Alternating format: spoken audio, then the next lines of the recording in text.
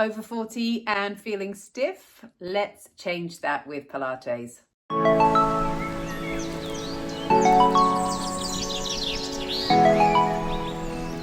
Hey, Karen here, and today I'm going to show you my 3 favourite easy to do Pilates moves that are brilliant for reclaiming your flexibility. So if you're over 40 and feeling stiff, you are not alone. As we age, our bodies can naturally lose flexibility. But that doesn't mean we have to live with the discomfort, and there's a lot we can do to help with that. So let's explore together these Pilates exercises that are designed to help you move with ease and confidence. First up is pelvic tilts, and this is something I come back to time and time again in my own practice and with clients. This is a foolproof way of helping to ease tension from your lower back, particularly if you've been sitting or standing a lot during the day. Setup is nice and straightforward. Your feet around hips width apart, your hands down by your sides. We're going to relax your jaw.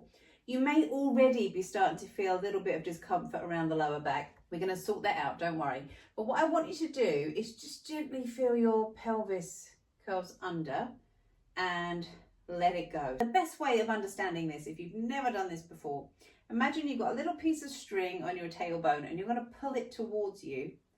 So your tail curls under and then we release it back down. So you've naturally got an arch in the back here. And what we're doing with this is curling your pelvis under so that your lower back presses into the floor. Can you feel that? And then let it go. And that's all you want to do. Get that transition from where your weight is here on the back of the pelvis to curling under. Just do that 8 to 10 times. You take that big breath in to begin. You exhale, curl under. Breathe in, release. And if you just stay with that for, as I said, 8 to 10 repetitions, you'll notice as you come to the end of those repetitions, that back just starts to ease off. If you've got the hang of it, a progression is to try and do that curl without pushing through your feet. So then it starts to engage your core abdominals more. So there you are, already a little progression to just feel you're winning at this one. Use your out breath. Slowly curl under.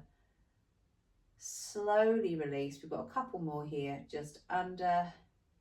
And do take your time. There's no hurry for this. And under. And release. Then we're going to move on to our cat-cow stretch. Now, if you've done any yoga, you will have seen this here, but we do it in Pilates too. What we want to do is allow your back to move and then let it go. So we're really focusing all of these movements on the lower back, ways to get more movement into the lower back and relieve tension. And I find this one on hands and knees is a little bit easier for anyone who's carrying a bit more weight around the tummy. It can feel a bit more comfortable than lying on the floor. Equally, if you don't like being on your knees, you might find those pelvic tilts a bit more comfortable. This also releases a bit of tension in your back and in your neck. Now you want to make sure your hands are right under your shoulders, your knees under your hips. Start with a big breath, and you want to try and feel your ribs are opening up as you do this. Slowly exhale. And in Pilates, never be afraid to slow things down, just to come back to your breathing. Now as you exhale, imagine your tail just coming down with the floor. So we start the movement always with your tailbone. And then when your ribs are stretched out, then let your head come down. And then as you breathe in, we take it back the other way. But don't stop here. Let your back come down and just hold there. You might even want to hold there for a breath or two. That just allows your hips to relax. Breathe in here. Exhale, the tail comes under. We start to roll. Then we press the floor away. Your head and shoulders come down. And then just release through the pelvis. Opening up through your back. One more time. Take that big breath in. Slowly curl. Tail under. Push the floor away. Eyes into the floor. And slowly, slowly release. And then just pause here. Think about those hips. Can you feel that you can just breathe and almost let those hips go? So really, really relax. And that's great for releasing that tension through the hips, but also through the pelvic floor. Now again, just think about doing this 8 to 10 times. You're focusing on that gentle articulation through the spine. Let your tail go, your pelvis, your ribs, your shoulders, your head and neck. Sometimes it helps to number the parts of your spine. So if my tail was number 1, I let my tail, 2, the back of the pelvis, 3, the lower back, 4, higher up the lower back, 5, those ribs start to move, 6, up to the shoulder blades, 7, we come higher than the shoulder blades, 8, the neck, 9, the top of the neck, 10, the tip of the head comes down to the floor, and then we release. So start with the tail, 1, pelvis, 3, ribs, 6, back, neck, lengthen out through your head. And then we're back onto the floor for exercise number 3, which is our shoulder bridge. Now, if you followed me for a while, you know I love this one, but it's great for articulating the spine, but also we strengthen through the glutes and the hamstrings. So if you bring your hands by your sides, gently press the backs of your arms into the floor. We start with that pelvic tilt. So we allow your tail to come under, but then you're going to keep rolling. Now we don't start with this one because we want to warm up the back. But once you're a little warmer, can you come now up into your bridge position? You don't have to come all the way to the top. You could pause here. It's still going to be doing the work. And some people that find they get cramps in the hamstrings might need to sit a little lower. If you can come up to the top, then do.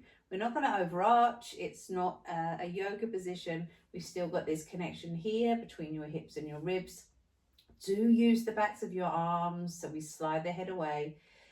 Breathe in at the top and we come down, really slowly roll back, down, in towards the mat. And then again from here, we take the big breath in to begin. Exhale, start to curl. Again, if it helps you, you could count those parts of the spine. Or one way of thinking about this is imagine you're on the notes of a scale on a piano keyboard and you want to hear each note. You want to hear the black notes, the white notes.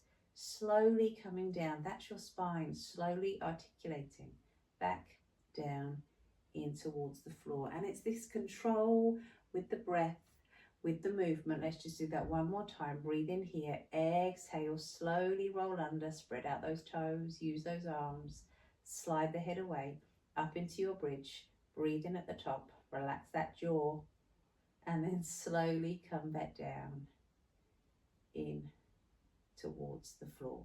And these are powerful because it's more than just a stretch. This is mobility. This is really getting your spine moving. So more than just a quick fix. These are exercises that you can incorporate into your day. And if you do these consistently, you will really feel the benefits. I have clients who I work with one-to-one who are in their 60s, who within a couple of weeks of working with me think, oh, I can get out of the car so much easier now. Or I can get up off the floor so much easier than I could before. I can't stress enough that consistency is so much more important than how hard you go. And if you were to do these 3 exercises every day for 2 weeks, you will really feel the benefit. If you found this helpful, I'd love a thumbs up and do subscribe for more wellness tips like this. Even better, I would love it if you could share your experiences in the comments below.